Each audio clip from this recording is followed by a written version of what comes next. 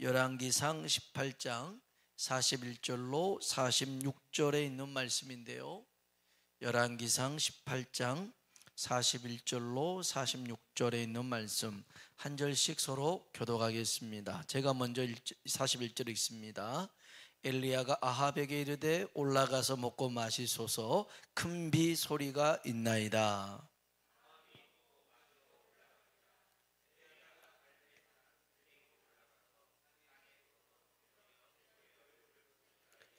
그의 사환에게 이르되 올라가 바다 쪽을 바라보라. 그가 올라가 바라보고 말하되 아무것도 없나이다. 이르되 7번까지 다시 가라.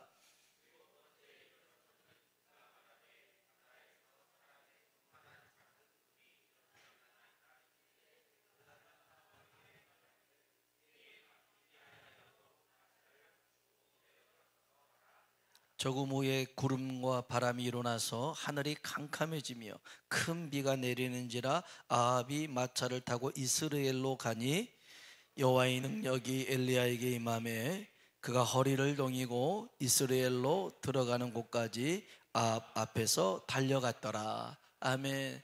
우리 한번 인사합시다. 하나님의 은혜가 당신에게 임하기를 원합니다. 하나님의 은혜가 당신에게 임하기를 원합니다. 아멘. 한 번 더 하나님이 당신에게 복 주시기를 원합니다. 하나님이 당신에게 복 주시기를 원합니다. 아멘. 오늘 그 복을 받는 밤 되길 축복합니다. 이스라엘이라는 나라가 북이스라엘, 남유다로 나누어진 때가 있었습니다. 이 북쪽에 이스라엘에 아합이라는 왕이 있었는데요, 그 왕 때 극심한 가뭄이 들었습니다. 3년 6개월 동안 비가 내리지 않았어요. 이슬도 내리지 않았습니다. 이건 단순히 가뭄이 들었네, 흉년이 왔겠구나, 이 정도로 생각하면 안 됩니다. 지금으로 비유해 보면 3년 6개월 동안 취업이 안 된 겁니다. 3년 6개월 동안 집에 수입이 하나도 없다라는 소리예요. 지금 비가 안 왔다는 것은 그런 의미입니다. 3년 6개월 동안 국가적인 경제는 파탄이 난 거예요. 우리가 예전에 석유 파동도 2차에 걸쳐서 겪어봤지만 석유를 감산해도 이 난리인데 석유 같은 기름이 없어져 버린 거예요. 그러면 이제 전기는 끊어지겠죠. 정전이 되고 수도도 단수가 되고 교통, 그냥 버스, 자동차, 전철 다 멈춰서는 거예요. 그런 상황이 3년 6개월이었더라는 거예요. 그냥 단순히 비 안 왔다, 우린 도시에 사니까 문제없어, 그런 게 아니에요. 나라가 엉망진창이 돼버렸어요. 가정은 그냥 다 폭삭망하게 된 그 상황이 아합 시대에 일어났던 일들이었습니다. 왜 이런 일이 생겼냐면 아합이 결혼했는데 시돈이라는 나라의 공주 이세벨하고 결혼했어요. 이세벨의 아빠 이름이 뭐냐면 엣바알이에요. 엣바알, 그 말의 뜻은 바알의 사람, 바알이 그와 함께하다, 이런 뜻이에요. 완전히 지금으로 말하면 무당입니다. 신내림 받은 사람이에요. 그 딸하고 결혼한 겁니다. 그래서 이제 결혼해서 시집 올 때 혼수용품으로 뭘 가지고 왔냐면 바알 선지자를 데리고 왔어요. 아세라 선지자를 데리고 왔어요. 이게 혼수용품이었어요. 그래가지고서는 그 북이스라엘의 이 땅에 하나님을 예배하던 그 모든 곳에 그 하나님께 예배하는 걸 다 무너뜨리고요, 바알의 신을 세워놓고 아세라의 신을 세워놓습니다. 바알은 뭐냐면 남자 신이에요. 아세라는 여자 신입니다. 바알은요 비를 주관합니다. 그리고 번개, 우레, 그 다음에 풍요를 주는 신이 바알입니다. 아세라는요 이제 여신인데, 여자 신인데 다산, 자녀를 많이 낳게 하는 신입니다. 그래서 이제 바알과 아세라가 서로 이렇게 어떤 관계를 가질 때에 비가 온다라고 생각을 했거든요.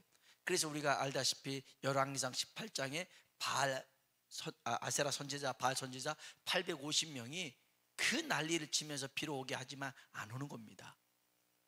그래서 이제 이렇게 되었는데 하나님이 이때 이스라엘 땅에 극심한 가뭄을 통해서 두 가지를 분명하게 보여주십니다. 첫 번째, 바알과 아세라는 참신이 아니더라는 거예요.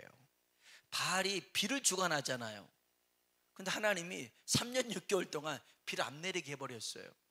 별짓을 해도 비가 안 내려요. 아, 바알은 진짜 신이 아니구나, 이렇게 하나님이 보여주신 거죠. 또 하나, 그럼에도 불구하고 바알과 아세라를 신으로 믿는 사람들을 징계하십니다. 징계하셔요. 징계의 목적은 하나님께로 돌아오라는 것이죠. 예레미야 2장에 보면 하나님이 정말 그 이스라엘 백성의 두 가지 악을 책망하시는 게 나와요. 한번 볼까요? 예레미야 2장 13절입니다. 읽어봅시다. 내 백성이 두 가지 악을 행하였나니 곧 그들이 생수의 근원 되는 나를 버린 것과 스스로 웅덩이를 판 것인데 그것은 그 물을 가두지 못할 터진 웅덩이들이니라. 아멘. 여러분, 생수의 근원이 누구라고요? 하나님이십니다. 아멘. 생수의 근원이 하나님입니다. 그런데 생수의 근원을 버려버립니다. 그리고 뭐합니까? 스스로 웅덩이를 받더라는 것입니다. 하나님을 버리고 자기 생각대로 살더라는 겁니다. 하나님을 버리고 세상의 방법을 쫓더라는 겁니다. 여러분, 우리가 망하는 방법은 간단합니다.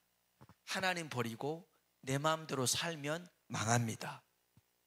하나님 말씀 버리고 내 방법대로 살면 망합니다.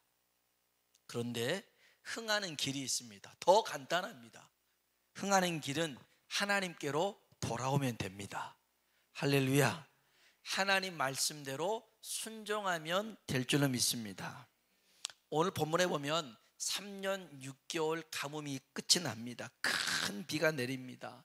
오늘 이 밤에 은혜의 단비, 축복의 단비, 생명의 단비가 오늘 우리의 영혼과 가정과 교회 가운데 임하길 주의 이름으로 축원합니다. 이제 가뭄의 시대는 끝내버립시다. 이제 흉년의 시대는 끝내고 하나님께서 주시는 이 큰 비를 우리도 흠뻑 젖을 수 있길 축복합니다. 그러면 어떻게 큰 비가 내렸는지를 살펴볼 건데, 먼저는요, 엘리야가 큰 빗소리를 듣습니다. 41절 한번 볼까요? 41절 읽어보겠습니다. 엘리야가 아합에게 이르되, 아멘, 큰 비의 소리가 있나이다 그랬어요. 여러분, 엘리야는 언제 이 소리를 들었을까요? 어떻게 이 소리를 들었을까요? 아직 비가 내리지 않은 때입니다. 비구름도 없어요. 하나도 안 보입니다. 그런데 큰 빗소리가 있다라는 거예요. 청력이 좋았을까요? 아니면 소리에 예민했을까요? 제가 좀 소리에 좀 예민한 편이거든요. 그래서 차를 운전하다가도 뒤에서 뭐 탁탁탁 막 이게 뭐 하는 소리가 있고, 가끔 어머니가 이제 음식 같은 거 싸주면 스티로폼에다가 오면 그 삐그덕 삐그덕 하는 소리에 환장을 할 지경이에요. 그래서 못 견뎌요. 그래서 가끔 가다가 길을 세워놓고 다시 그걸 정리하고 하는데, 정말 그 소리에 제가 굉장히 민감하거든요. 못 견디겠어요. 아무튼 이 엘리야도 그렇게 그 예민했기 때문에 큰 비 소리를 들을 수 있었을까? 그건 아니었던 것 같아요. 아니면 야, 이제 큰 비가 왔으면 좋겠다, 이런 소망의 소리로 큰 비의 소리가 있나이다, 이렇게 했을까? 아니더라고요. 성경에 보니까 분명하게 하나님이 열왕기상 18장 1절에 말씀하셨어요. 한번 보겠습니다. 읽어볼까요? 많은 날이 지나고 제3년에 여호와의 말씀이 엘리야에게 임하여 이르시되, 너는 가서 아합에게 보이라. 내가 비를 지면에 내리리라. 아멘. 하나님이 그랬어요. 내가 비를 지면에 내리리라. 이 말씀은 하나님의 소리였어요. 그러니까 엘리야가 들었던 소리는 내가 비를 지면에 내리리라라는 이 하나님의 말씀을 들었더라는 거예요. 그래서 아합에게 큰 빗소리가 있습니다, 얘기할 수가 있었어요. 누가 말씀하셨으니까? 하나님이 말씀하셨으니까. 근데 여러분, 이 소리는 누가 들었어요? 엘리야만 들었어요. 엘리야만 들었어요. 그래서 엘리야만 외칠 수가 있는 겁니다. 큰 비의 소리가 있나이다. 오늘 저와 여러분에게 하나님의 음성이 들려주길 주의 이름으로 축복합니다. 그래서 엘리야가 뭘 합니까?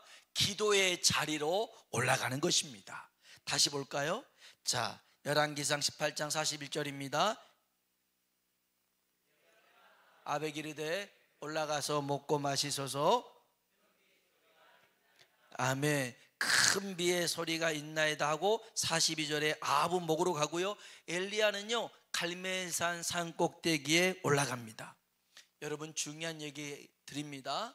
여러분, 하나님의 말씀, 하나님의 약속을 들었어도 이제 기도의 자리로 나가야 됩니다.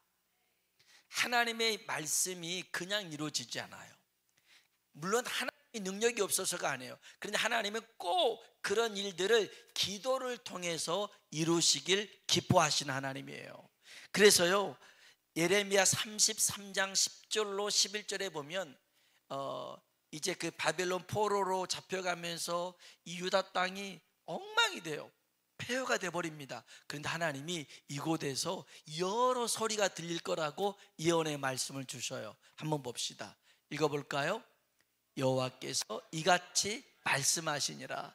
너희가 말하기를 황폐하여 사람도 없고 짐승도 없다 하던 여기 곧 황폐하여 사람도 없고 주민도 없고 짐승도 없던 유다 성읍들과 예루살렘 거리에서 즐거워하는 소리, 기뻐하는 소리, 신랑의 소리, 신부의 소리와 및 여호와께 감사하라, 여호와는 선하시니 그 인자하심이 영원하다 하는 소리와 여호와의 성전에 감사제를 드리는 자들의 소리가 다시 들리리니 이는 내가 이 땅의 포로를 돌려보내어 지난 날처럼 되게 할 것임이라 여호와의 말씀이니라. 아멘. 하나님이 이러한 그 즐거웠던 찬양과 감사의 소리가 회복되도록 하나님이 하시겠더라는 겁니다. 그러면서 우리에게 뭘 하냐면 여기 예레미야 33장 3절에 이렇게 말씀하셔요. 한번 봅시다. 예레미야 33장 읽어볼까요? 너는 내게 부르짖으라. 내가 내게 응답하겠고 내가 알지 못하는 크고 은밀한 일을 내게 보이리라. 아멘. 여러분, 하나님의 계획이 우리에게 다가올 수 있는 것은 하나님 앞에 기도하는 것인 줄로 믿습니다. 이뿐 아닙니다. 에스겔서 36장에 보면요, 하나님께서 정말 약속하신 게 있어요. 37절과 38절인데요 한번 봅시다. 주 여호와께서 이같이 말씀하셨느니라. 그래도 이스라엘 족속이 이같이 자기들에게 이루어 주기를 내게 구하여야 할지니라. 내가 그들의 수요를 양떼같이 많아지게 하되 제사들을 양떼 곧 예루살렘이 정한 절개의 양무리 같이 황폐한 성읍을 사람의 때로 채우리라. 그리한즉 그들이 나를 여호와인 줄 알리라 하셨느니라. 아멘. 황폐한 성읍에 사람의 때로 채우겠다라는 거예요. 하나님이 우리 교회도 역사하실 줄로 믿습니다. 그런데요 37절 다시 보세요. 보면 하나님이 이렇게 회복시킬 거야 약속하셨어도 따라합시다. 그래도 뭐라고요? 그래도 이스라엘 족속이 따라합시다. 이같이 자기들에게 이루어 주기를 내게 구하여야 할지라. 아멘. 하나님이 계획을 다 해놨어도 하나님 그대로 이루어지길 구합니다. 할 때 이루어지더라는 것입니다. 여러분, 그래서요 우리가 말씀을 받았더라면, 약속을 받았더라면 이제 기도하러 나가야 될 줄로 믿습니다. 분명하게 이 엘리야는 받았고, 그래서 큰 비의 소리가 있다라고 선포하곤 끝이 아니고 갈멜산 꼭대기에 올라가서 기도하기 시작합니다. 기도하면서요 사안에게 바다 쪽을 바라보라고 얘기를 합니다. 성경 한번 봅시다. 43절인데요 읽어봅시다. 그의 사안에게 이르되 올라가 바다 쪽을 바라보라. 그가 올라가 바라보고 말하되 아무것도 없나이다. 이르되 7번까지 다시 가라. 아멘. 어디를 바라보라고요? 바다 쪽을 바라보는 겁니다. 여기 바다는 지중해입니다. 이 바다 이쪽 지중해에서 비가 이렇게 올라오거든요. 이렇게 넘어옵니다. 우리도 그러잖아요. 뭐 동해에서 이렇게 비가 오는 게 아니라 서해에서 이렇게 비가 많이 오잖아요. 마찬가지로 여기는 비가 어디서 오냐면 지중해에서 바다 쪽에서 옵니다. 그래서 바다 쪽을 바라보라고 그럽니다. 여러분, 이것은요 중요한 의미가 하나 있어요. 약속의 말씀을 붙잡고 기도하고 있다면 하나님이 일하시는 쪽을 봐야 되는 겁니다. 하나님이 일하시는 쪽, 약속하신 쪽, 그쪽을 보는 겁니다. 하나님을 응시하는 것입니다. 다른 데 눈길 줄 필요가 없어요. 좌로나 우로나 치우쳐서는 안 돼요. 여기 봤다가 저기 봤다가 하면 괜히 믿음만 흔들릴 따름입니다. 하나님이 역사하시는 곳만 바라볼 수 있길 주의 이름으로 축복합니다. 바다 쪽을 봐라. 바다 쪽을 봐라. 그쪽에서 하나님이 역사하실 거라는 거예요. 그런데 이 사안이 없어요. 아무것도 없어요. 그럽니다. 그때 엘리야가 그럽니다. 7번까지 올라가라 그럽니다. 다시 43절 볼까요? 읽어봅시다. 43절입니다.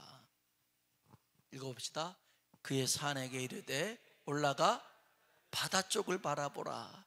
그가 올라가 바라보고 말하되 아무것도 없나이다. 이르되 7번까지 다시 가라. 아멘, 아멘. 7번이라고 하니까 1번, 2번, 3번, 4번, 5에서 횟수를 세는 게 아닙니다. 이 히브리어의 숫자에는 영적인 의미가 있는데요, 1이라는 숫자는 시작이라는 의미가 있습니다. 그리고 4라는 숫자는 뭐 동서남북에서 땅의 숫자이기도 하고 사람의 숫자이기도 합니다. 10이라는 숫자는요, 이게 충만이라는 뜻이 있습니다. 그래서 야곱이 삼촌이 나한테 10번이나 속였습니다. 딱 10번의 의미는 아니고 그렇게 꽉 채워서 삼촌이 나한테 속인 거 아닙니까? 라는 거예요. 그러면 3이라는 수와 7이라는 수는 완전수입니다. 그래서 성부, 성자, 성령 하나님 삼위일체 하나님 해서 완전수고요, 7은 하나님이 제7일 날의 안식에서 완전수입니다. 그러면 7번까지 올라가라는 것은 단순히 1번, 2번 횟수의 의미가 아니라 하나님의 완전한 말씀을 온전히 신뢰하라는 거예요. 하나님이 말씀하셨으니까 우리가 해야 될 것은 온전히 신뢰하는 거야. 완전한 말씀이거든, 틀림없는 사실이거든, 하나님이 반드시 행하실 거거든. 올라가라는 거예요. 올라가라. 여러분, 기도는 울고불고 떼쓰는 것이 기도가 아니에요. 완전한 하나님의 말씀, 그 약속을 붙들고 구하는 것이 기도인 줄로 믿습니다.